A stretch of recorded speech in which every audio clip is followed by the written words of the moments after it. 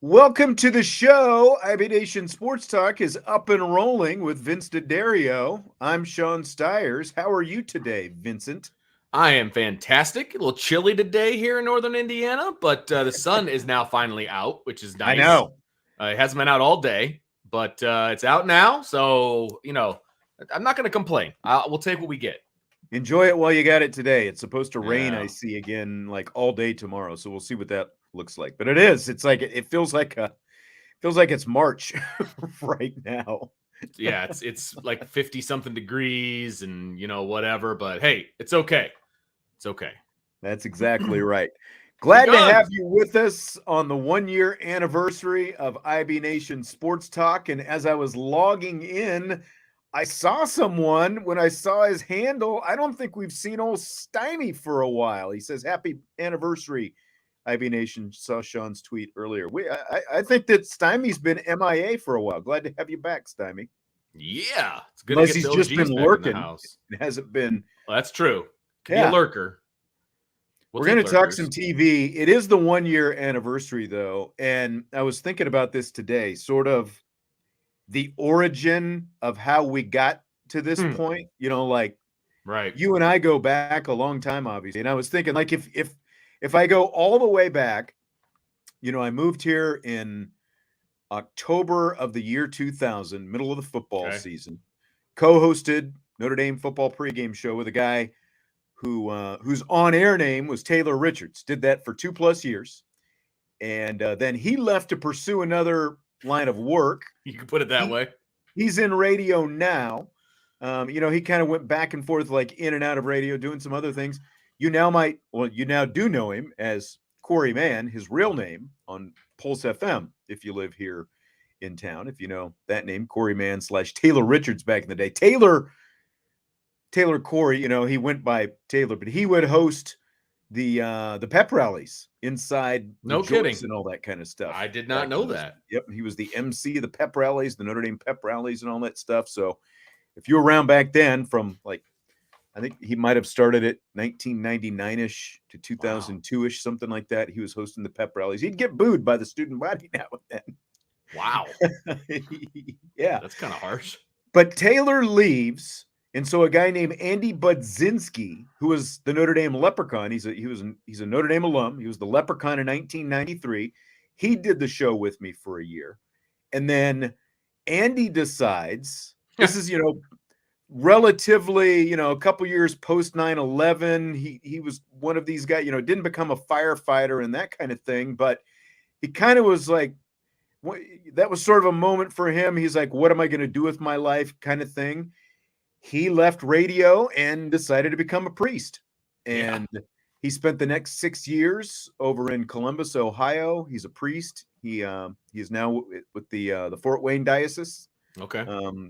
Church in Fort Wayne. He's a priest over there. But when Andy left, 2004, I'm doing a getting ready to launch a talk show on the local ESPN affiliate, still doing U93 stuff and, the pregame and all that kind of stuff.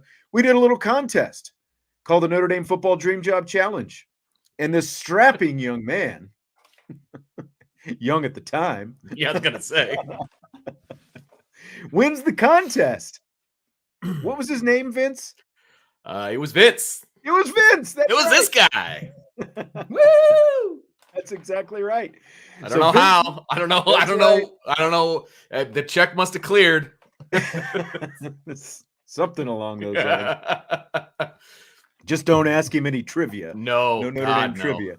Don't do that. That was your one gray area. That was my Achilles heel. For a history major, it was like, this guy knows no sports history. It was horrible. It was absolutely horrible. I'll never forget that, though, because I was like just post-college, getting ready to get married, living on my own, listening to sports talk radio, and all of a sudden I hear about this contest. I was like, all right, well, why not? You had to like write a paragraph about why you think you'd be good at it or whatever. And so I submitted that in, and you gave me a call, and I will never forget.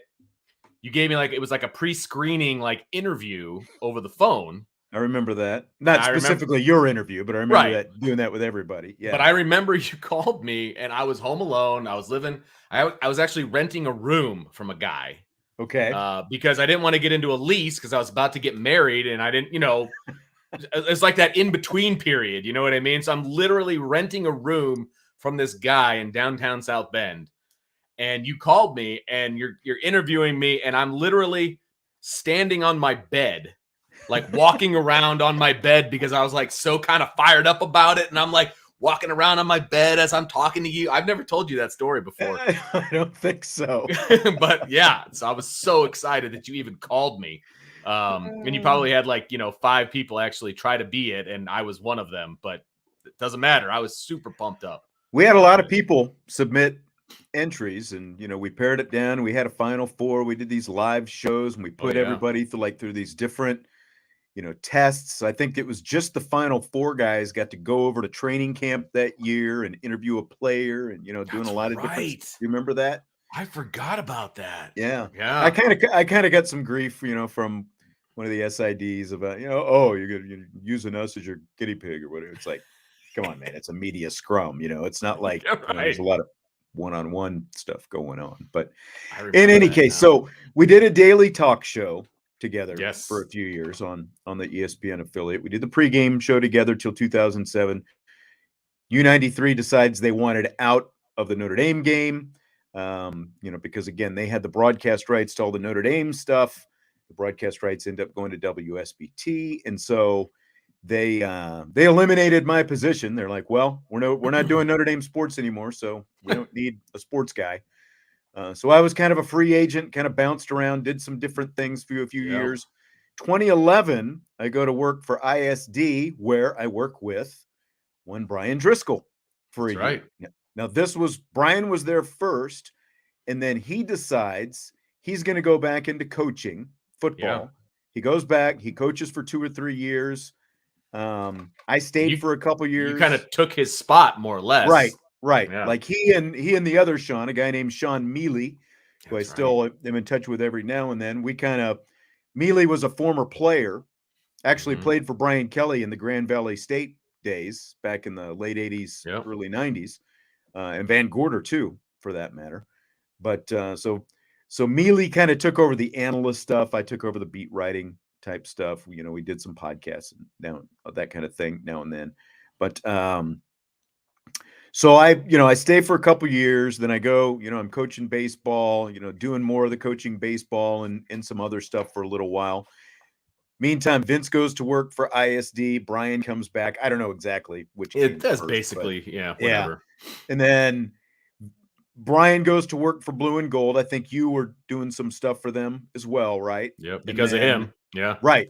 And then eventually Brian starts Irish Breakdown. Vince comes to work at Irish Breakdown. In the meantime, if you remember the guest that I had about 2 weeks ago, the guy who collects Sports Illustrated magazines, a guy named Jim Kehoe. Well, he was in charge at WSBT Radio. And also, he was the husband of the lady who originally hired me back at U93 all those years ago. So we had kind of known each other. Like at one point he tried to get me, when they first got the contract, he tried to get me to come over and do hockey.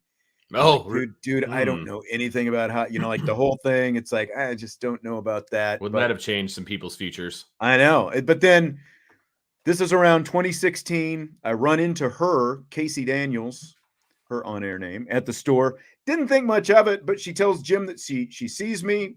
Jim and I end up having lunch. Ipso facto, bada bing, bada boom. I end up going to work for WSBT, part-time at first, but it turns into a full-time gig about 6 months in. Vince comes to work there, and Brian is back on the beat. And so I'd see Brian at games and press conferences and stuff like that. We decide on our talk show Sports Beat, Brian would come on and do a weekly segment. And, so he starts doing this weekly segment on the show. I'm at WSBT for 6 years. They decided last year, hey, budget cut. Cool. So Brian calls me up, says, hey, I've got an idea. And of course, the idea was this show. So here we are all these years later. That's kind of the different points in the path that led us to this. And, I've just got to say many thanks to Brian for taking a chance on me and taking a chance on this whole thing, bringing me aboard. I've told you, I know before, Vince, like the show we're doing now, hopefully people enjoy it. And we definitely appreciate the people who are here, with us all the time, listening, watching, and all that stuff. I think we've like, as much as you and I have done different shows together over the years, we've sort of honed it. I won't say refined it, but we've honed it anyway. And we're doing like the best version of the show we were probably trying to do about 18 years ago. That was a lot more duct tape and, like a lot more MacGyver to try to get that. We've talked about, we did a talk show one time to get ourselves some publicity. One of our sales guys he and his roommates rented this house on the corner of McKinley and Twickenham. And we did a live show in his yard one day. Yes, we did. Just to like try to get something for us out there. We've come a long way since doing a live show in Mark Porter's yard out there on McKinley. Those were the fun days, though. I mean, you never really knew what was going to happen, and I was in awe the entire time, just having a blast doing shows with you and developing our friendship and all of that. And when everything was going down with you a year ago, and Brian calls me up, he's like, do you think Sean would want to come work at Irish Breakdown? I was like, what? Like, that's a possibility? Like, this can happen? I said, yeah, guarantee he'd love it. Yes, give him a call. And the rest is history. And we were going to start this show in July. Remember that?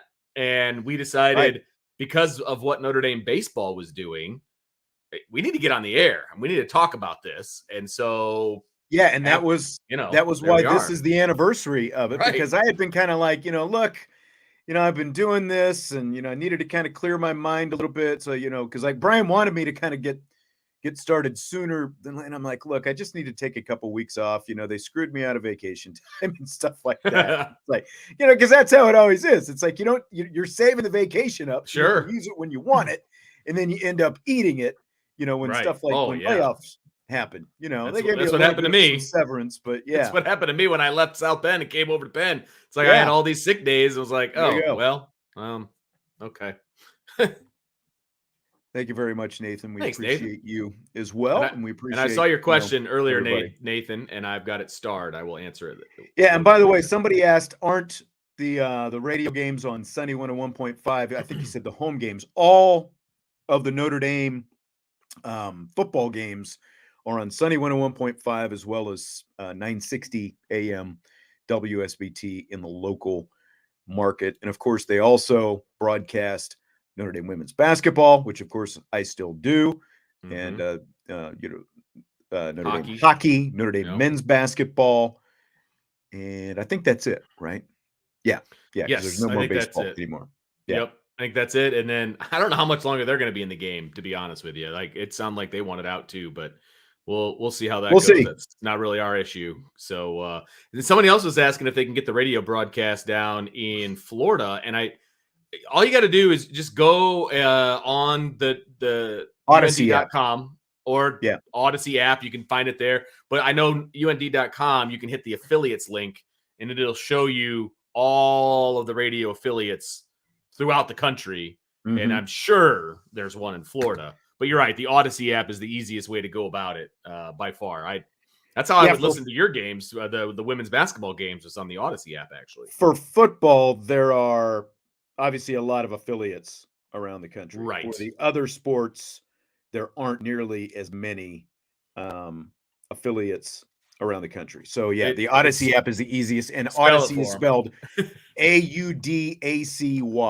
Yeah. Odyssey is how it's pronounced.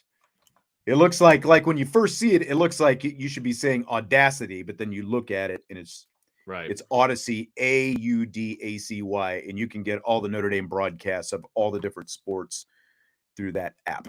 So that's how you do it. So that was a long story. It Long was, way but it of was good. long way of 1 year ago. We started up this show, and again, we appreciate everyone who hangs out with us, you know, all the time. And couldn't do it without you. Um, Should I just say hit the like button just for the hell of it, or Might as well. Yeah, I mean so that used would be to it now great. anyway?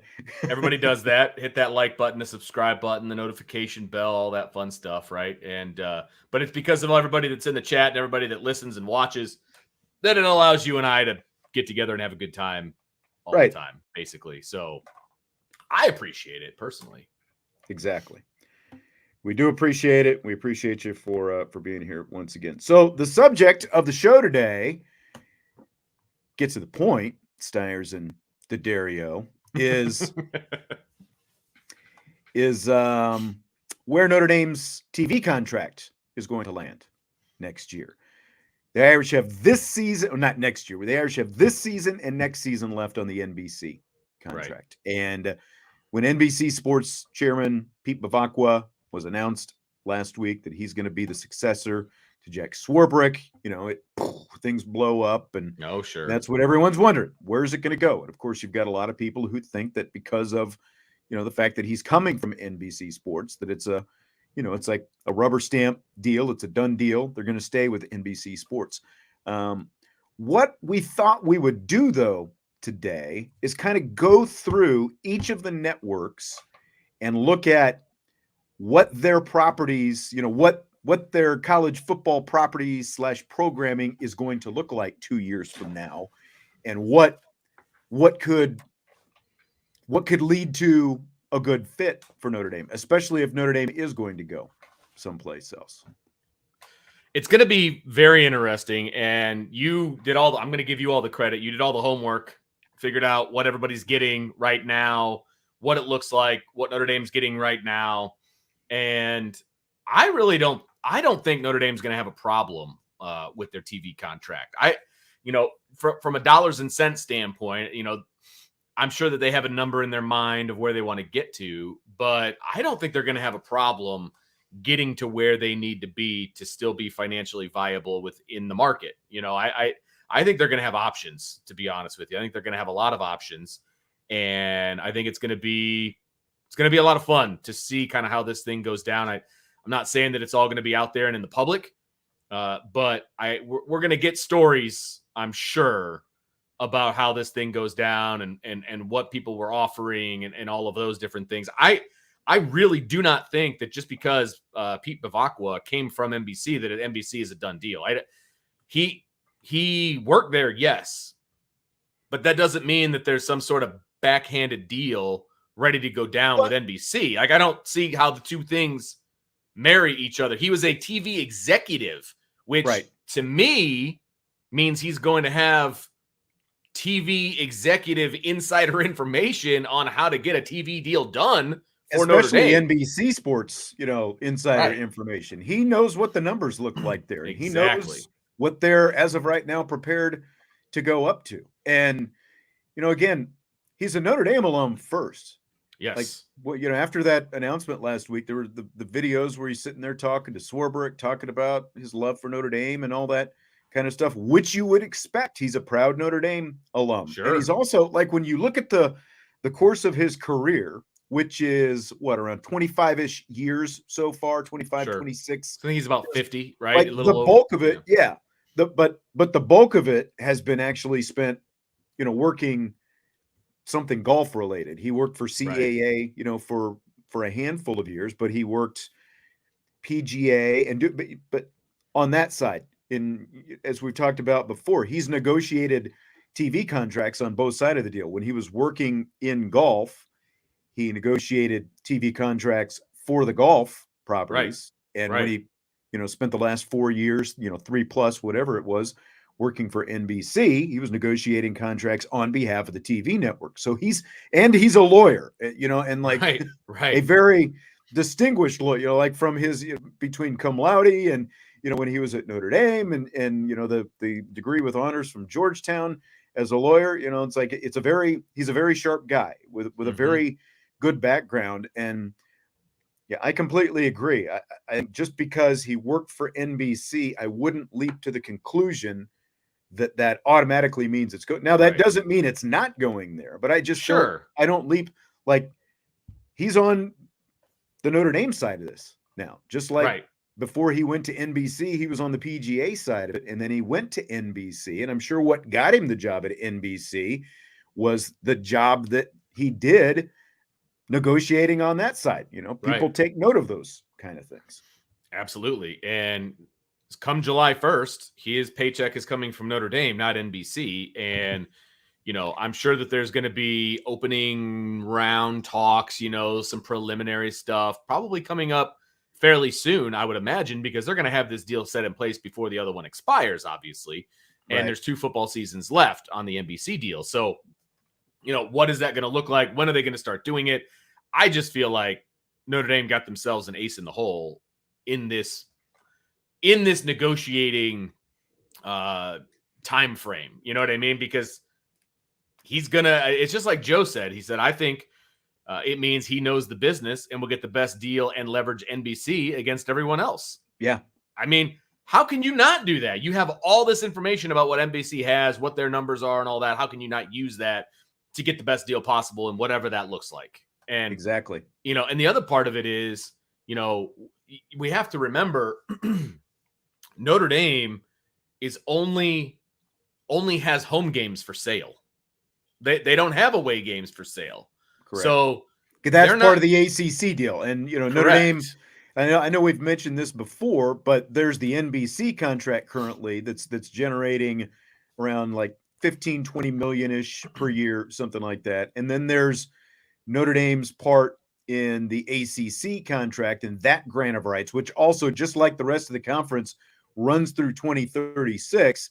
But since Notre Dame is not a full-fledged member, they don't get as big a share. But they're still getting around $10 million per year, right? Chump change, from the right? ACC. Yeah, exactly. Yeah. So there's other pieces of this that it's not just the TV contract that they're looking to sign. It's all of these little things, and you got to add them all together. And if you do that, I don't think Notre Dame's going to have a problem getting to where they need to be. Right.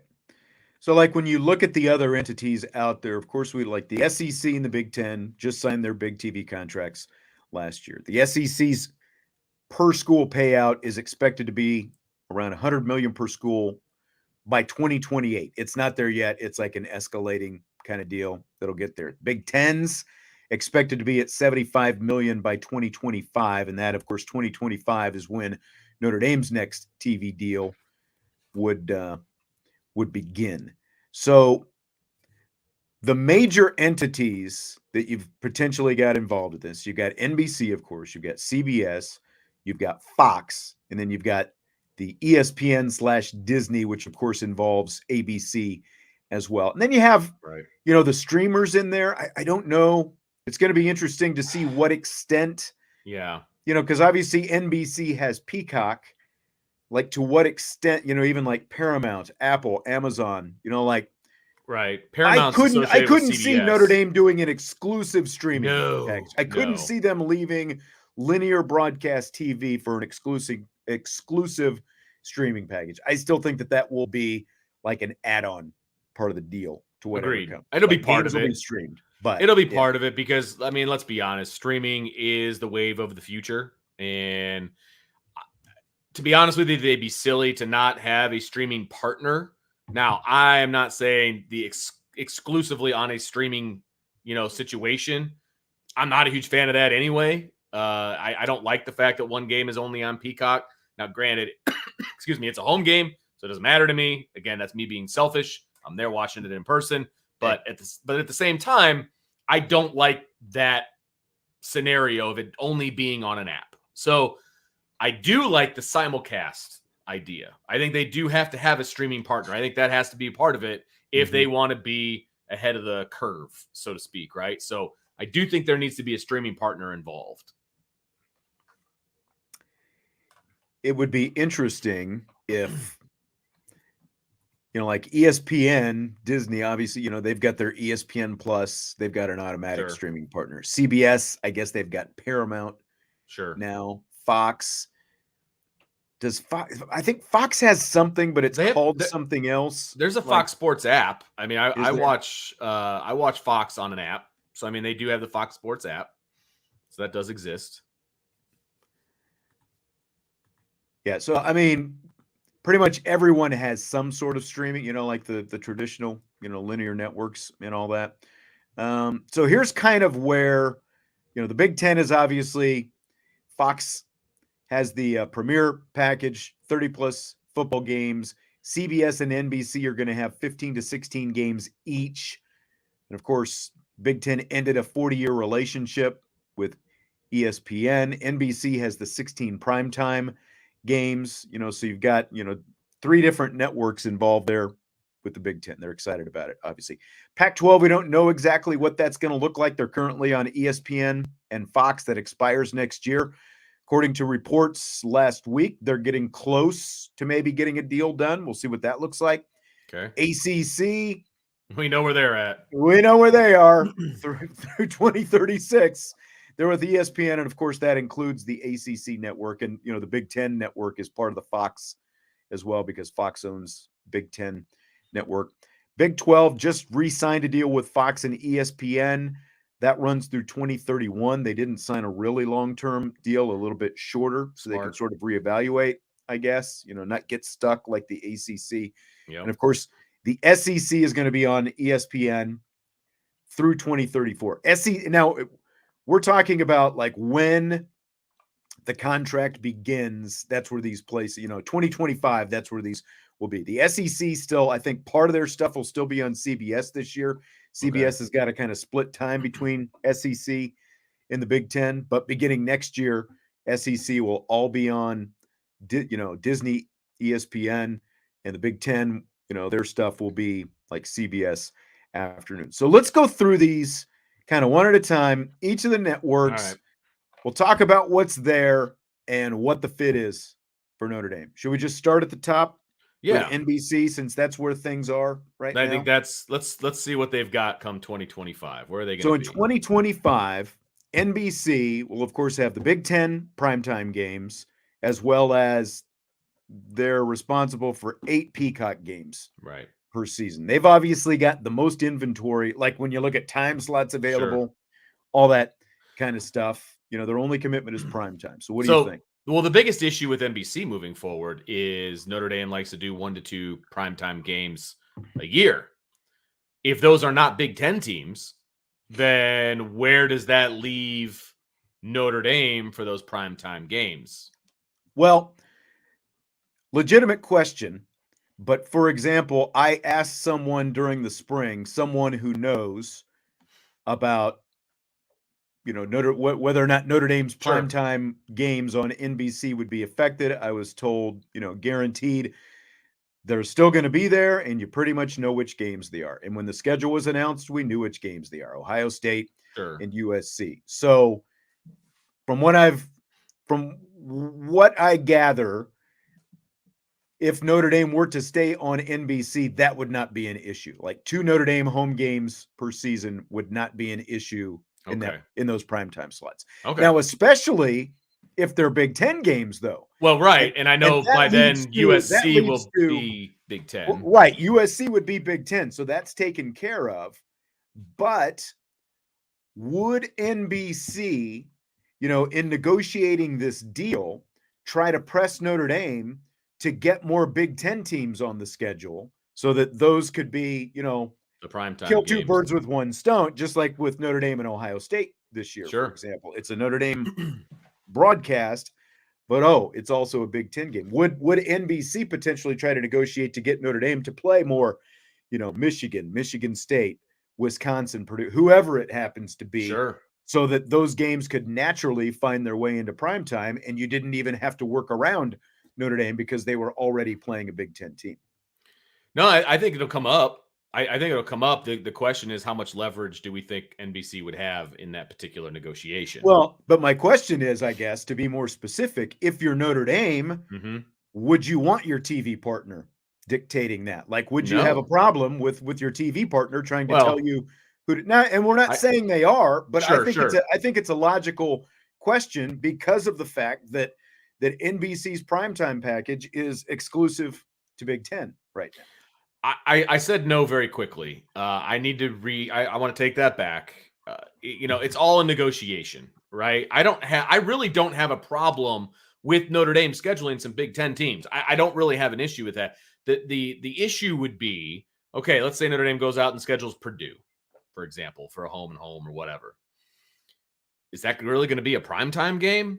I mean, I think you're fairly limited when you're talking about who those teams could be in but primetime. Remember, we've gone through some of what these games are going to be. Like the big noon slot is actually the more marquee, on Fox. Absolutely. Is the more marquee. That's where the more marquee matchups are going to be. And CBS actually in that 3:30 time slot, which we'll get to here next, those are going to be Big Ten games as well. So in many cases, if not most, the NBC primetime games are actually going to be the third best game of the week, if not even lower, depending on how much they try to balance the schedule. Just like the NFL once, everyone had to have a Thursday game, or, they used to say everyone had to have a Monday night game and that kind of stuff, where you try to get as many of the teams on there as possible. So, I mean, for me, even if it's Purdue or Iowa or whoever, if they're playing against Notre Dame,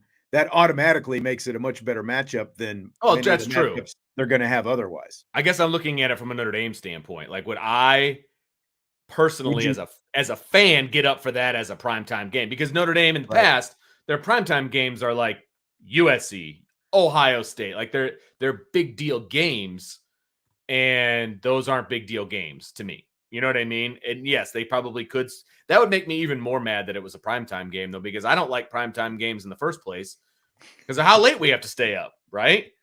I can get over it if it's a big time opponent. If they're playing Minnesota, if they're playing, if it's worthy of prime time, if it's worthy of prime time, is what you're saying. Yeah, exactly. Like that doesn't do it for me. I don't disagree. And I'll go ahead and throw Michael's. Nope, that wasn't Michael. It was Decaf 18. Has there been a kickoff time announced yet for the Ireland game? Yes, it'll be at 2:30 Eastern time. Yeah, terrible time for me. Yeah, if you go to their schedule, they've got them up there. But it is what it is right now. Yeah, so that'll be interesting. Like to me, like if NBC wanted that, like, hey, could you schedule more Big Ten teams? That would be a definite monetary negotiating point. Oh, absolutely. I mean, there's a lot of things you'd be willing to do for money. Mm-hmm. I mean, I get that. And like I said, it would be a negotiation.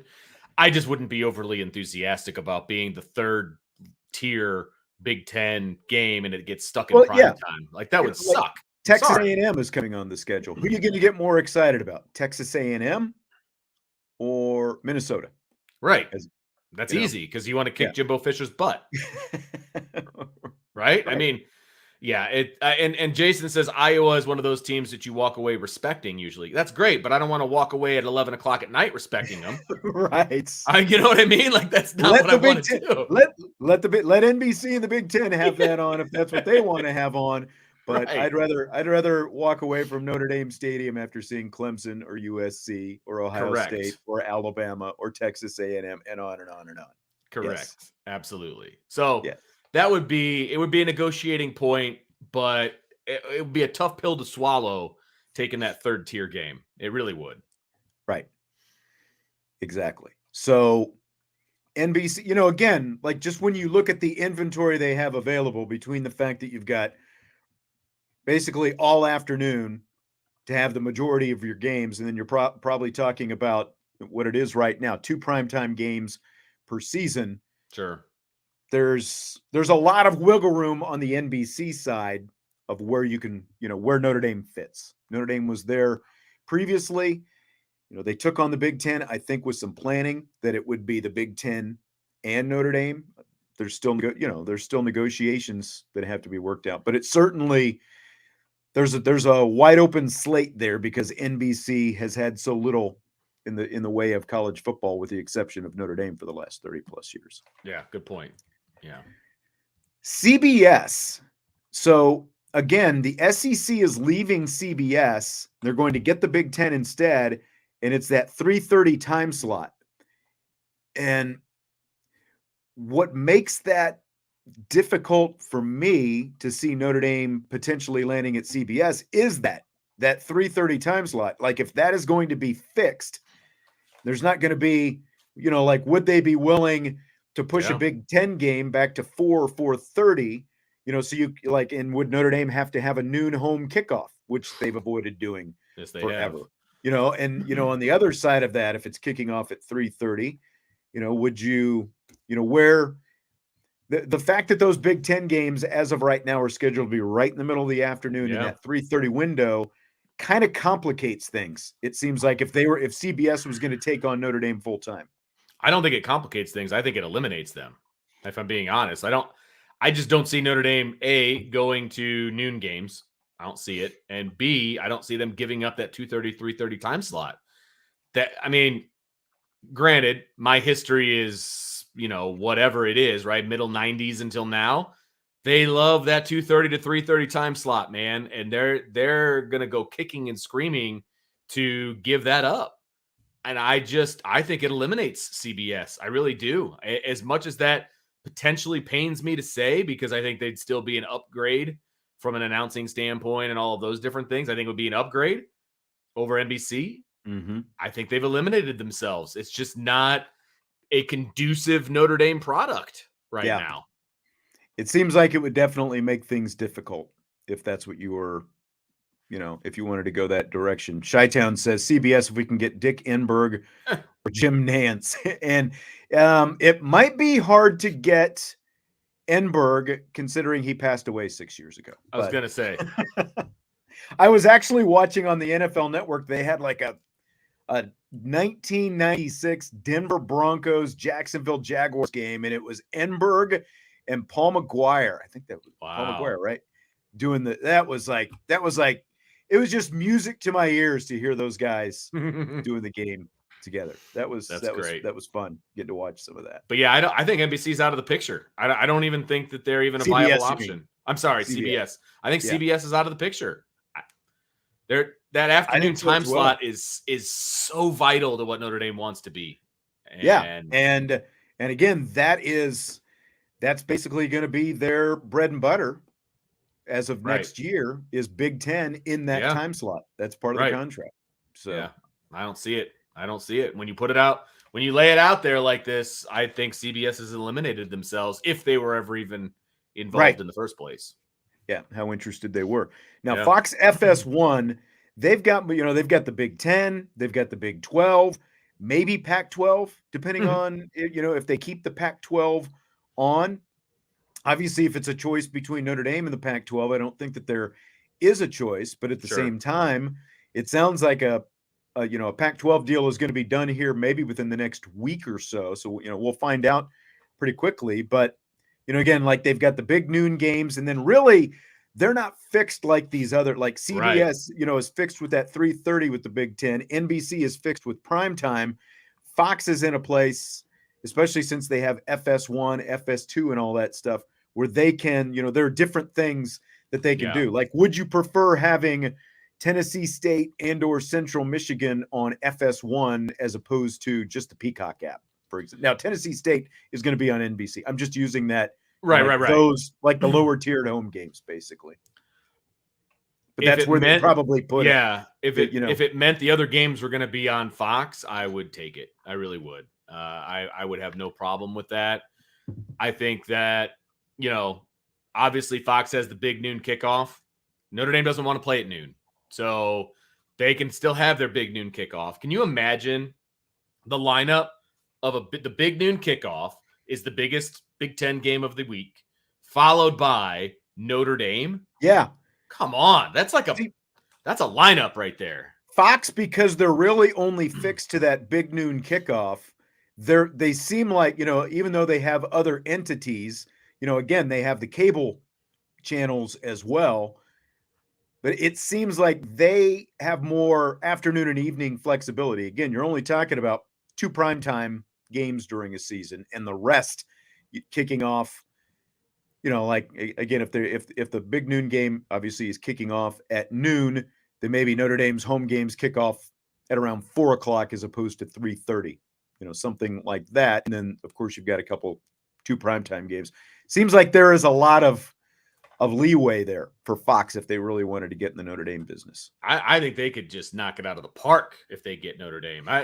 That's a lineup I can get on board with. And then as the primetime game, quote unquote, right? You either have Notre Dame there, okay, fine, or you have whatever the big Pac-12 game is, if that still exists in 2025, right? Yeah. I mean, there's a lot. That could be one heck of a triple header on most weeks. I would come to think. So I think that would be fantastic. Yeah, absolutely. So, I think that there are some possibilities there. And then, of course, you have ESPN, Disney, ABC. They're going to have all of the SEC games. They're going to have all of the ACC games, as well as some Big 12 games, maybe Pac-12, depending on. Typically, like for ESPN, Pac-12 is more like the Pac-12 after dark type stuff, like the late night kickoffs. People actually, like the networks actually value that because there's nothing else really going on in that late night window, where like Notre Dame primetime game ends and you can flip over and still watch some Pac-12 football and that kind of thing. Obviously, so again, they have more entities, but they also have ABC, ESPN, ESPN2, ESPNU, Sure. and ESPN Plus to, that they can throw out there to handle all the inventory. I mean, ESPN has obviously the most options to carry multiple entities. I mean, and they've shelled out the most money for TV football, right? To the SEC. So you got that going for you. Obviously most Notre Dame games would be on ABC. I would come to think. And, you'd get the occasional game on ESPN. And then you pretty much have all of your Notre Dame product on the ESPN, Disney, ABC family of networks, right? Because most of the away games are picked up by ESPN or ABC, and then all your home games would be there as well. So it'd be one big, nice, tidy package, I suppose. I don't know. To me, you get the most flexibility, I guess, with that one. And if they're willing to shell out the money, not SEC money, but big money, then yeah, I mean, you have to take them seriously. Absolutely. How much, and I've seen people, and we've talked about it before as well, talking about the quality of the broadcast, the sort of the intimacy of the broadcast being more Notre Dame, like that kind of stuff. Sure. Like it seems like with ESPN/Disney, being, they obviously have College Game Day, and just, the ESPN family has to cover everything because they're Right.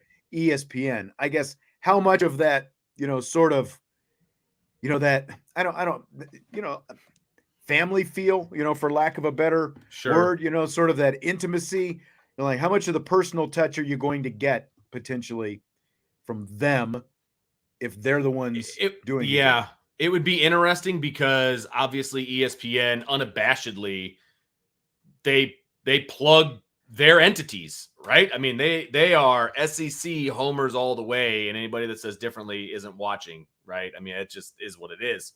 So if Notre Dame now becomes their entity, their property or whatever, you're going to see a lot more pro Notre Dame takes on ESPN.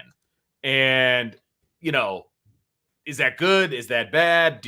I know there's a lot of anti-ESPN people, and I get that. But there's also people that want Notre Dame to remain to be independent. And if they give the best, deal, then so be it. I don't know. They're not my top choice, if I'm being honest. But there's a lot of other bad decisions they could make. Well, what do you think about, like, would a combined package make any sense? Like, say, Sure. CBS was willing to do the 2 primetime games, and Fox would take on the rest of the games, like the non-primetime games, something along those lines. Would splitting it up make any sense? The only way it makes sense to me, because Notre Dame they've banked themselves on having a network. This is Notre Dame's network, right? And I feel like the price would have to be right in order for them to split up like the Big Ten did. But the Big Ten did it so they get a bigger paycheck. And I get that. And I'm not knocking them. I get it. So, I mean, if the price was right, I think you explore it. I think you explore all possibilities if you're Notre Dame. Ideally, I think they want to be in one place. I think so too. Chi-Town says he likes the idea of a Notre Dame Homer cast. And that's something I talked about last year, like whether you want to call it a Homer cast, like use the streamer, like say it stays on NBC. Use Peacock to do, like a Manning cast type deal. Right. I've used the Golix as an example. Throw the Golix in there, and then the Golix have, a couple Notre Dame, have like some Notre, like Reggie Brooks pops in, Jerome Bettis pops in, all that, just like they do with the Mannings on Monday Night Football. See, that's where Irish Breakdown comes into play. We could host that sort of a thing. There you go. And we could talk X's and O's, and we have the guests come in, they pop out. We talk to all those, like, we're already set up for it. We are perfectly suited for that exact thing. And I think it would be all, we did one game last year where we were live during the game, and it was a lot of fun. It was a lot of fun. And I think if you had some rolling guests in and out of there, I would love to have an alternate. And I'm joking, obviously, about Irish Breakdown, although I think we should put our name in the hat. I do think some sort of some sort of an alternate stream cast. I think that's a fantastic idea for an app. Like, that's how you get the app involved. 100%. I think it's a fantastic idea. It's been super successful with the Manning cast, right? I think Notre Dame should follow suit. And I think that's such an easy thing to do. They wouldn't have to break the bank to do it. You're going to get these guys on. You're not going to have to pay them a bunch of money. Like, it would be a perfect scenario, I think, for a streaming partner. Could not agree more. Vince, you're on a little bit of a time crunch tonight. So as much as I'd like to keep talking about this, are you ready for rapid fire? Well, let me ask you a question before we move on. Okay. Do you have a favorite in the clubhouse of where you'd like to see Notre Dame go? Without knowing the numbers, which is big. Let's lead rapid fire with that. Okay. All right. I'll let you go first, because I've got one in the back of my mind. I want to see if we're on the same page with this. For me, I think Fox is the number one for me. I think that they have the best stable of announcers that they could assign to Notre Dame, number one. Number two, I think that it would be awesome to do the big noon kickoff and then Notre Dame. I think that back-to-back would be unbelievable. Talking and then power-packed. Right, that's what I'm saying. Like, they would be undefeated as far as like eyeballs on the TV on Saturdays.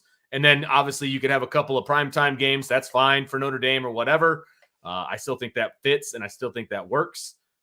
I just, Fox would be my number one. Right now, NBC would be my number two, but with the caveat of the fact that they need to really dig into how the broadcast works. And I'm talking announcers. I'm talking just all of it. It just all needs to be thrown out and re-examined. I think, I believe Notre Dame has a big say in it right now. And I feel like the NBC is just letting Notre Dame do whatever they want. And I don't think that's necessarily the way it should work. They need to revamp it. If they can revamp it, then NBC is my number two. If they're not going to, and it's going to be the same product that we've been getting, then NBC falls for me. Only question I have with Fox, and I agree with you to an extent, like I think it's NBC or Fox based on everything that we outlined a little bit ago. I think it's NBC or Fox. As I said, as of right now, NBC just has more wide open place where they can, they can put Notre Dame where they want to put them. There's a lot more flexibility for them. One of the questions you got to ask if it's Fox is, are you willing to start having some noon kickoffs? Because it's not all, like as we talked about, like at the start of the season, you're going to have TCU and Colorado, and then the following week you're going to have Colorado and Nebraska in that big noon kickoff slot. So if you're on Fox, you're subject to big noon kickoff slots. How many are you willing to, like that's part of the negotiation as well. If you're Notre Dame, how many games are you willing to allow, to go to noon potentially to be part of that big noon kickoff, package? Because Fox is going to want some of those games to be there. Just Oh, I'm like sure. Notre Dame, Wisconsin a couple years ago, the Shamrock Series game was a big noon kickoff game. Yeah. And it was super successful too, by the way. And if Notre Dame was playing more teams from those conferences, they would be in those big noon kickoff slots more often when they're on the road, just right now under the current arrangement that they're in. But they're, so that's part of, how much are you willing to give up, I guess. Sure. And there's going to have to be give and take in this next deal. I mean, right. Because Notre Dame's right gonna have to give up now, something. at the very least, we know that there is a lot of give and take in terms of the scheduling, like game times and things like that. How much would you have to give up to go to another network? That's going to be probably one of the bigger questions. How much are you going to have to give up, or how much more money are you going to ask for in return to give up some of that control? Sure. Yeah, but I agree. Absolutely. Like, what would Fox take care of that we've been talking about? It gets you the golden child, right? Brady Quinn works for Fox. Yep. And assuming that he wants to come do Notre Dame games, if Notre Dame were to land on Fox, he could still do big noon kickoff and get to South Bend by 3:30. Just with like no Herb problem. Street does. Yeah, with just like no Herb Street problem. and those guys do when they're doing game day. That's right. Absolutely. He could very easily make that happen. And it's only like 6 times a year. So I think he could definitely make that happen. So Fox is my number one, and it's not close. NBC would have to be revamped. And then after that, it would probably be ESPN, just because they have the inventory. They have the availability. CBS is out. CBS is out. They don't have the inventory for Notre Dame. Notre Dame would never be able to have a 2:30 or 3:30 kickoff at home again. Yeah. Why would you do that? Part of this is how much does it mean to Notre Dame to have some of these Notre Dame connections? We've talked before how you're seeing more Notre Dame guys, Notre Dame alumni being involved in different radio broadcasts, things of that nature. And obviously Jack Collinsworth being in that booth right now. Like Michael says, NBC cites Tom Blackledge for the Big Ten package. NBC has friggin' Jack Collinsworth and Jason Garrett. NBC must improve the announcing team for the Notre Dame games. Like, it's one thing. It's one thing to have an alum in the booth if they are qualified and they are that quality, like the proper quality. But it just was not there last year. Now, these are national broadcasts every week. Sure. Now here's something to think about. Here's something to chew on. Now that NBC has this Big Ten package, I don't think Notre Dame is the proving ground for NBC announcers anymore. They can go do some of these third tier Big Ten games now. And now that has been the challenge, I think, for NBC. They were very fortunate to have Al Michaels doing NFL and Mike Tirico as the number 2, kind of sitting and waiting for as long as he was. And so Notre Dame was able to take advantage of having Mike Tirico. Sure. But when you're NBC and all you had was the NFL and Notre Dame, you're not even CBS, where like CBS is going to have March Madness plus, multiple college football games. Like, you don't have the advantage of being able to stockpile announcers like that, because there just aren't as many job opportunities for them. Right. But the more you can add to just to your point right there, you should be able to attract, because now one other thing that's going to happen with this Big Ten NBC contract is it's not just for football. Big Ten basketball is not going to be on ESPN anymore either. And so there's going to be a lot more college basketball coming, Big Ten college basketball on NBC. So you should, they'll be able to start hiring more announcers to do those games as well. And maybe over time that leads to some of these changes we've been hoping for. Absolutely. Tommy Guns, are you willing to sell out to the devil, ESPN and Nike, in order to stay stay. independent. He said start, but stay independent, I think is what he's saying. It's a good question. I mean, I don't necessarily. I personally don't see those two companies as the devil. I think that's that I know, but I know some people do, and that's fine. It really depends. If it means sell out to these two companies or join the Big Ten, that's easy for me. I'm selling out all day long. I do not want to be a part of the Big Ten. You know, and I get where he's coming from, and I hear a lot of people talking about, Nike's, like their labor practices and that kind of thing. But look, I own an iPhone. I own an iPhone. Do you think that Apple has any better practices than what Nike has? There's a lot of anyone who has an iPhone who's complaining about Nike, you got to ask yourself that, And there's a lot of things that way. And and I hate to say it, it's a matter of what you prioritize, to be quite honest.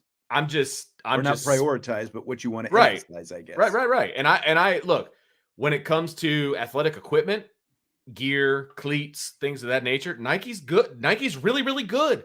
They're better than most. Maybe there's a couple of niche, areas where they're not, but they're really, really good.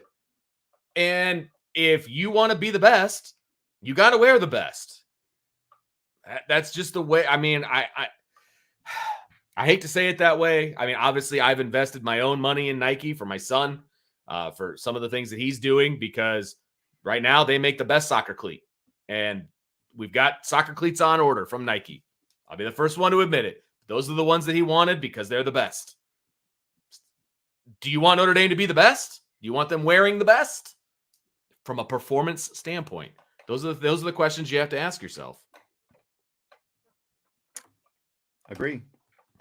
Decaf agrees. Decaf 18 agrees. Point. Ding. Ring it up. We used to have a bell on the old show. We still don't have that bell. Hey, we're at the year mark, right?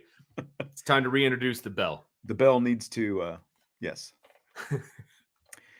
So here's a quote from soon-to-be new athletic director, Pete Bevacqua, Notre Dame alum. He told Sports Illustrated's Pat 40 this last week. I'm a fan of independence for sure.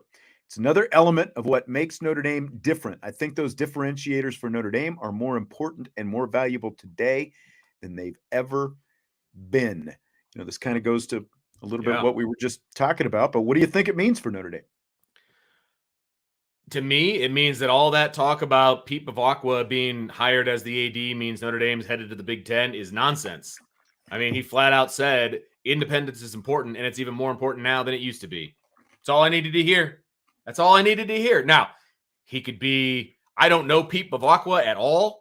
He could be like the PGA commissioner and just completely go back on his word when somebody shows him the money. That's definitely a possibility. But as of right now, I've got to take what he says as what he believes. He believes Notre Dame is better off as an independent. That makes me very, very happy as a fan who thinks Notre Dame is better off as an independent. I'm happy. Look, and if we go back to what we've been talking about, if Pete Bevacqua / Jack Swarbrick in this next 12-month span, assuming this is when the next TV contract is going to get done, I would assume it's going to, before, a year to go on the next one. If he has NBC bidding against Fox, that does nothing but help Notre Dame's independence. Absolutely. Right. And that's obviously where they want it to stay. And, that dollar figure we were talking about, if the payout per Big Ten team is going to be $75 million here in like 3 years when Notre Dame's next deal would start. Really, if Notre Dame can get $50 million from whoever the next TV partner is, you're going to throw another $10 million on top of it. You're at $60 million right there, which is almost 3 times what you're getting right now, right around, 2 to 3 times, just depending on where the exact figure is right now. That's a huge win, especially when you look at the size of the athletic department at Notre Dame compared to, an Ohio State, a Penn State, those kind of schools. Like, that's the operating budget is not as big at Notre Dame as it is at those big state schools. So that would be a massive win for Notre Dame. And, again, like you listen to him talk about valuing independence, that's you've got a Notre Dame alum coming in. And what do we talk about Friday? How important is being an alum to being the athletic director? It's not the end all be all, but if you value independence at Notre Dame, which we've been told for decades that Notre Dame does, they value the independence. Having an alum is going to go a really long way. Yeah, absolutely. He's going to negotiate tooth and nail. Well, and I'll tell you what, you make a good point about the TV contract being negotiated probably over the next 12 months. You got a pretty darn good negotiating team in Jack Swarbrick and Pete Bevacqua together negotiating this deal. I mean, think about that. Not just Bevacqua coming in, but the fact that they're going to be doing this in tandem. Man. Say what you want to about Jack Swarbrick, but he's been one hell of a negotiator for Notre Dame, and he's kept them on the cutting edge and where they need to be in the grand scheme of things. And then you add the TV media savvy that Pete Bevacqua has. That's a pretty unbeatable team. So I like Notre Dame's chances of getting a pretty good TV deal here. Yeah.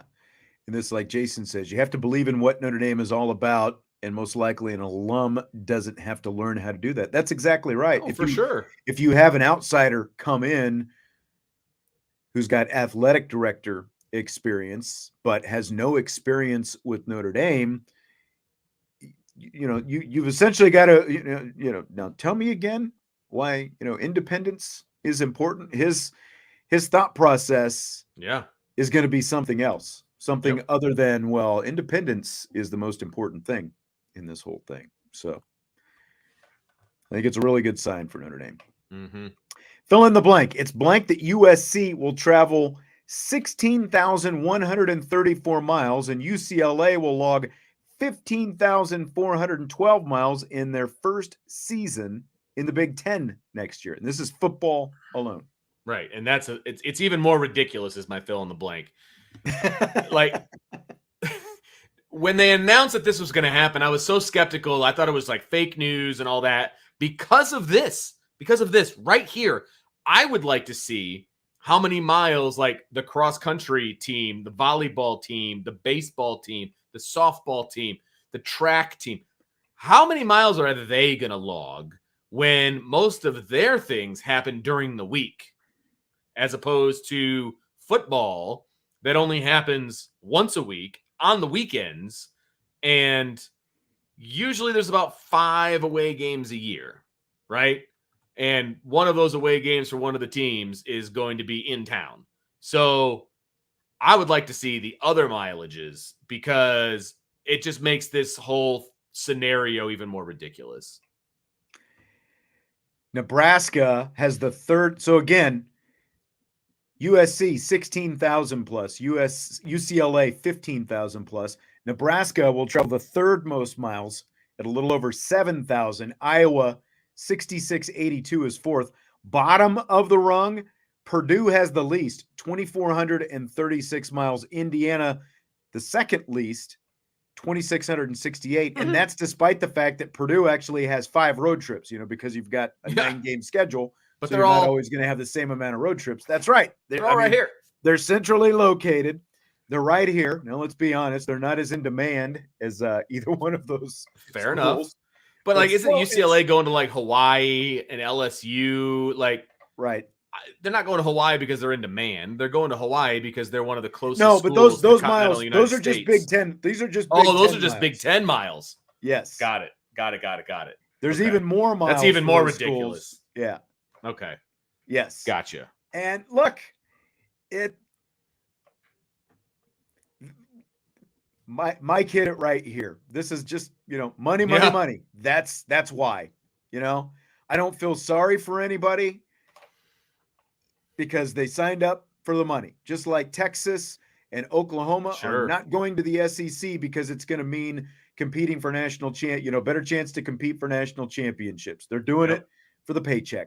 That's what it's all about. And that's why all these, disgruntled schools want to leave the ACC. They want the bigger paychecks. And ridiculous. I'm so, I feel, do I feel for the athletes a little bit? Okay, somewhat, because again, like you're talking about baseball players and gymnastics and, basketball teams that play multiple games per week and all this. But, Notre Dame is actually, like when you look at where Notre Dame is, like even when they were in the Big East and now at the ACC, they were always kind of the Western outpost for the most Sure. part, so they've always been doing more travel than anybody else in the conference. Now they're not doing as much. Like when you look at the map and you see those LA schools down here and all this, you knew that they were going to have to do some traveling. Ridiculous. So yeah, just the number definitely jumps out at you though, with over 16,000 miles, and that's what they're going to have to do year in and Yep. year out.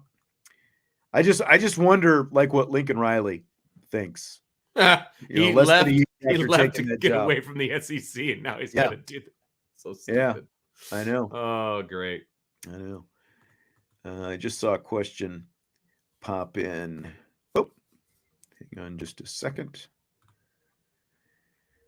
Chi-Town wants to know if we believe Captain Jack will make sure the media and apparel deal is wrapped up before he retires. I would say definitely the apparel deal because they're in the up in a year. Like it's right next summer. They July have to 1st. get this one done. Yeah, the Yeah. apparel has to get done relatively quickly, and I've actually heard it could wrap up this summer. I don't know if that's. Oh, I would believe that. I would believe that because the way it went last time, that everybody knew what was going to happen well before it happened. Yeah, absolutely.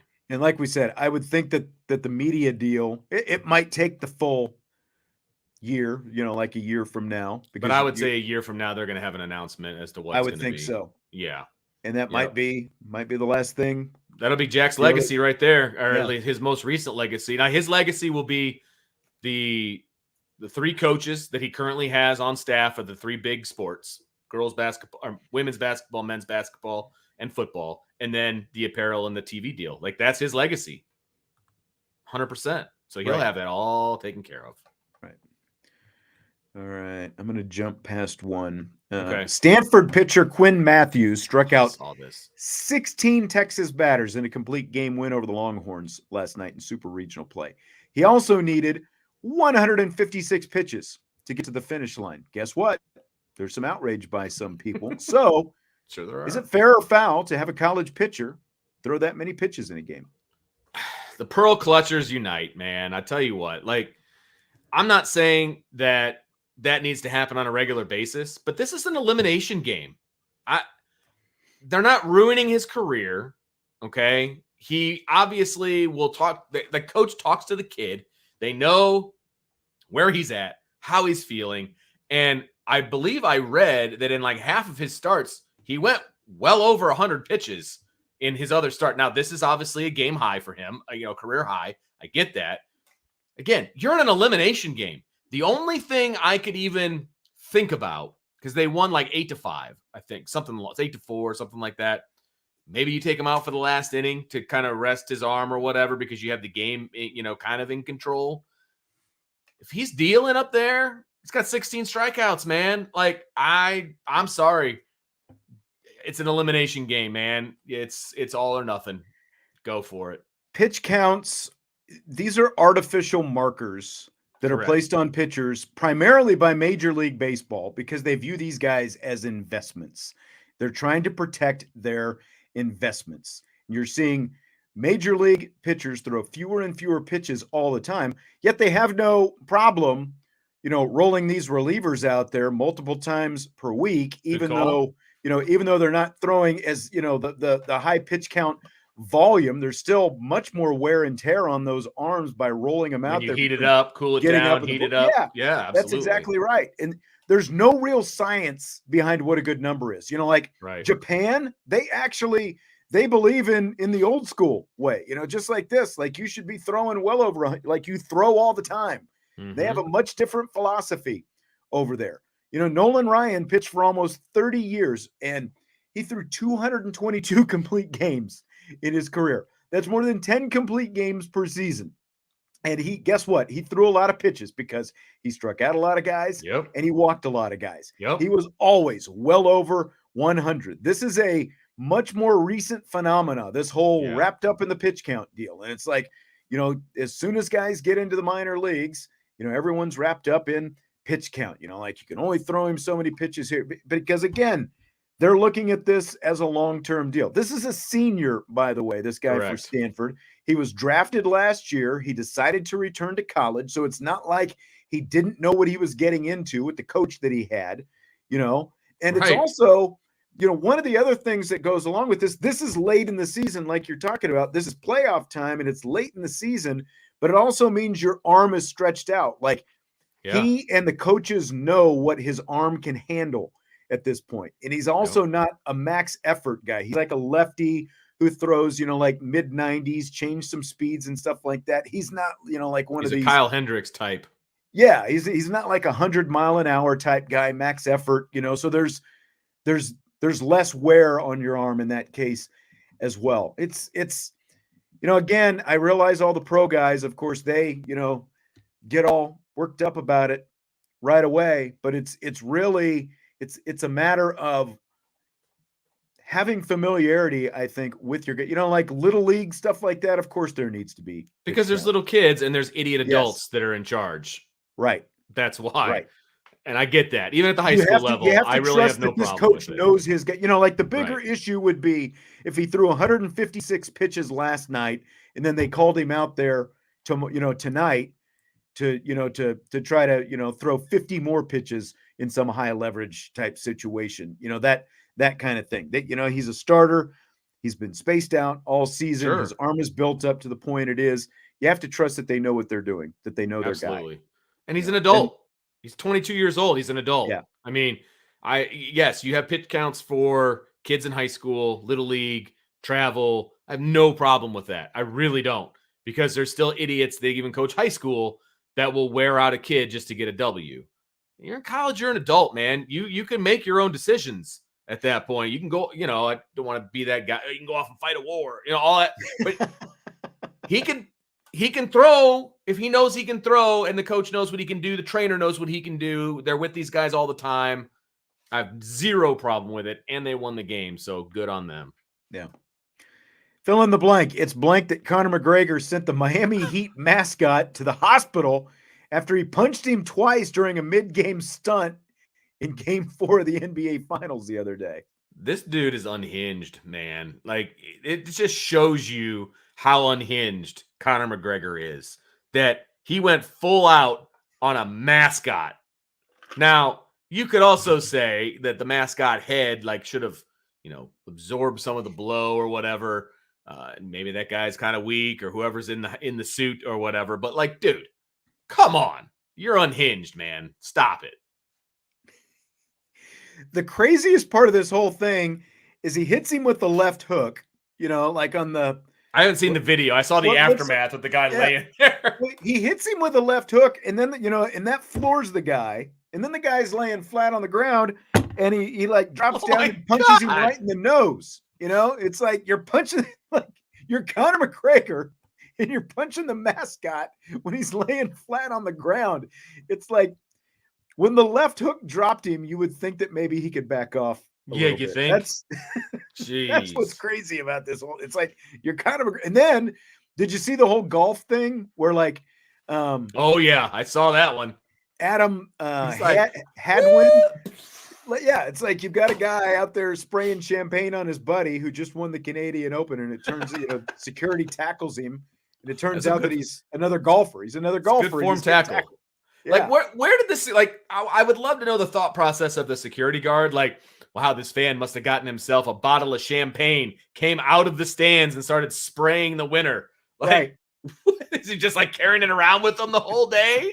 Come on. That's right. Father David said security guard needs a scholarship. Perfect form tackle. It was a good tackle. He planted him like a petunia. Yeah. But yeah, so that was some interesting stuff this weekend. All right, well, that's going to do it for tonight. Vince has got to get rolling. Again, appreciate you for being with us over this first year or 1 year anniversary of the show. Vince, of course, always love working with you. Jesse as well. He's not here tonight. He'll be here tomorrow. A couple quick announcements. Micah Shrewsbury set to be on with us next week. Notre Dame men's basketball coach. Got that lined up today. So we'll have Micah Shrewsbury. Looking forward to that next week.